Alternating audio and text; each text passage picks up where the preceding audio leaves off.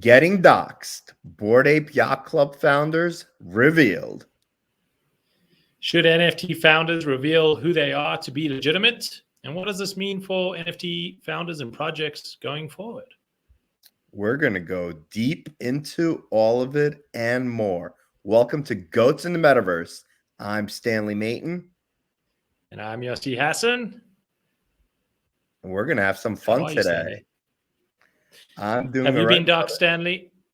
I'm doxxed. Here you go, baby. Stanley Meytin. Yeah, it's big news in the NFT community. But before we get into that, let's check on our weekly little GOAT vote and see what's happening with it. Danny, why don't you tell people what is the GOAT vote that's sitting at $88,920? Woo! The GOAT Vault, baby. The GOAT Vault is our way to give back to our community.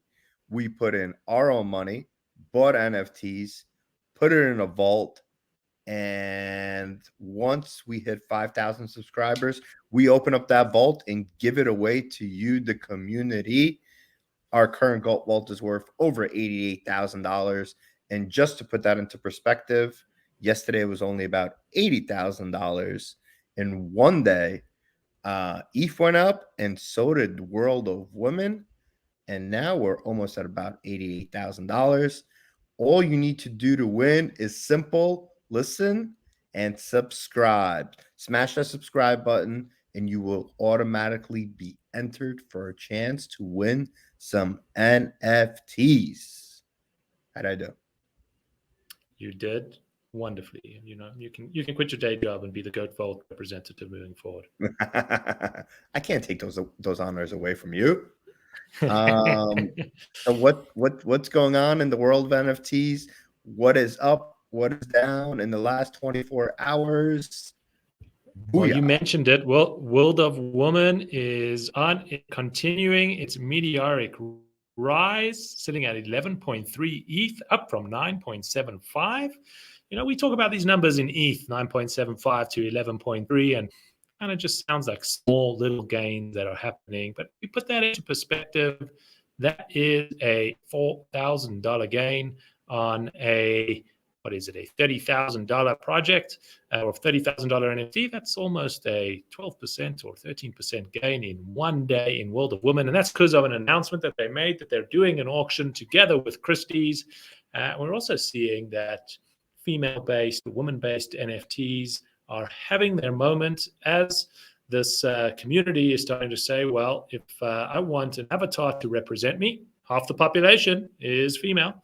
So these projects have to start getting more and more people buying into them and holding them so that it is truly representative of our population.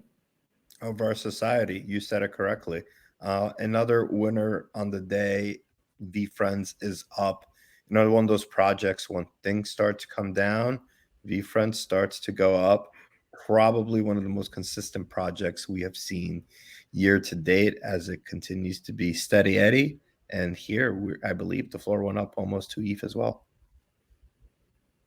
Yeah, you cannot write off Gary Vaynerchuk, involved in many business in the NFT world, getting himself involved in multiple projects, jumping into Discords, buying into communities, and really being authentic in his approach to this new paradigm, and really someone who kind of gets it in a deep way. So VeeFriends is all about his community and his conference that's coming up soon. So people are obviously stoked about the utility that VeeFriends gives. To be honest, I skipped it. I didn't like the art. Didn't know if Gary Vaynerchuk was going to actually perform. And, it's one of those regrets that I have on my list of projects that I did not jump into when they were originally minting and were available at a bargain. FOMO effect happens to all of us, my friend. And like we mentioned, ETH is up over $3,100. That is a big win as we continue to see ETH rising. And let's see what other movers we have on the day in the last 24 hours. I think we covered them. VeeFriends, Hashmasks was bottom 3 yesterday, top 3 today. perfect example of how quickly things change in the NFT world. And Artblock's continuing its decline at minus 74% today, although starting to see some more volume on the platform. But if you're holding some Artblocks NFT, it must be a painful few days. Guilty. Let's get right into our hot off the mint Pixel Hot off the mint. Pixelmon. Hadn't even heard of it until this morning. Crazy numbers coming out of the Pixelmon community. They released yesterday, selling all on a Dutch auction. And for those of you that don't know, a Dutch auction is a type of public sale where the initial price starts at a set price that's generally pretty high and then drops over a period of time. While the standard public sale has everyone buy in at a set price. The dynamic of a Dutch auction allows for members to buy the NFTs at a price comfortable to them. They all sold out almost instantly, and the team generated almost $80 million in this primary sale. $80 million in the primary sale for a project that few know much about. Stanley, what do you think? I think that's a lot of money. One, I said it before, I'm not a fan of Dutch auctions. And two, there's definitely some backlash from the community. Here you go. This project has raised over $70 million for a game that's not close to being finished, just because they have a strong social media presence. Listen, I agree with all this. I believe I did a Twitter Spaces this past weekend, and I said the next big winner is not going to come out of these overhyped projects. It's going to happen, something that's going to happen organically, and somebody that's going to build a lot slower. $80 million is a lot of money into a project nobody really knows much about, except them saying they're going to build a game and them having a strong social media presence. Personally, I am not a fan. And I'm also, I think the pixel art movement, I get it. I do like pixel art, but I think people fall in love with it a little bit too much. And this goes to the kind of general advice. Investing in startups is a risky business. And what you're doing here is investing in a game. And while there might be a lot of hype around the drop, and who knows, it could go extremely well, you are still investing in an early stage company. And you got to remember that before you FOMO into all of these projects. And also, we're starting to see that a lot of people are gaming the social metrics. 196,000 followers on Twitter. I didn't check their Discord size, but that's starting to become the leading indicator for people to say, I'm going to buy into this project. How many people does it have on Twitter? How many people in the Discord? And what you have now are people just gaming those numbers before the project mints so that they know that they'll sell out. So I think we need to start seeing more awareness behind who's the team, what is the project, what is the information. The market is hot, so you can't forgive. You can kind of forgive anyone for saying, well, if the money's there, I'm going to take it. Sure. And I mean, I agree with that statement. And I'm not saying you shouldn't ape into this project. Hashtag none of this is financial advice. But I am saying do your own research and try to understand, what does this thing look like long term? What does their roadmap look like? Can they deliver on the roadmap? And if I go buy this project at 1.19 ETH, where can this project go? And just have expectations for yourself, have expectations for the projects, have goals. And if you believe in it and you're trying to hold long term, maybe it is the right investment. If you're trying to make a quick flip and are following where the ETH activity is or the volume is, don't get stuck holding the bag, and make sure you buy in at the right time and get out at the right time. Take your returns. Don't get greedy, and don't get stuck holding the bag. Wise words, my friend. Speaking of not getting stuck holding the bag, BuzzFeed kind of made two of the Bored Ape Yacht Club founders hold the bag proverbially by doxing them and revealing their identities. They didn't want their identity to be revealed. 2 of the 4 Bored Ape Yacht Club founders from Yuga Labs their names have been revealed on BuzzFeed. And there's been a little bit of controversy in the community about whether that is a good or a bad thing.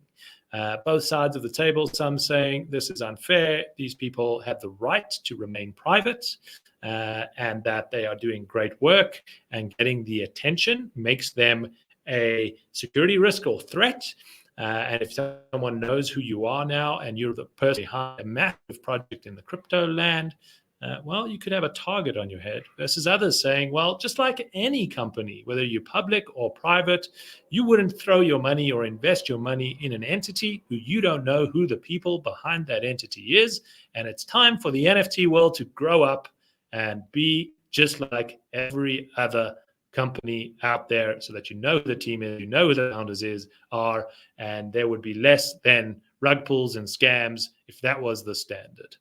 Stanley, what are your thoughts? I see both sides of the argument. I do think the space is maturing really, really fast, and we're going to see a lot more people revealed. And I, we're a really big scam or controversy away from people not aping into projects with anonymous people. Using as an example, let's say a blue chip project, or a project that has a really, really big following, somebody comes out and scams, right? Like, they go off the grid, rug pull, it went from 6 ETH to 0. I think then people are going to change their minds and say, look, what about all those people that lost millions and millions and millions of dollars? Remember that use case. People are going to want to see who those founders are. But I agree with this. I agree with the theme of crypto. I agree with the theme of, hey, we're decentralized, we're on the blockchain, nobody's supposed to really know who we are. That's kind of why it exists. I agree with the security concerns. I agree with all of those. So I'm kind of on both sides of the coin, and I see both points. And I think there's a way of doing tastefully and not tastefully.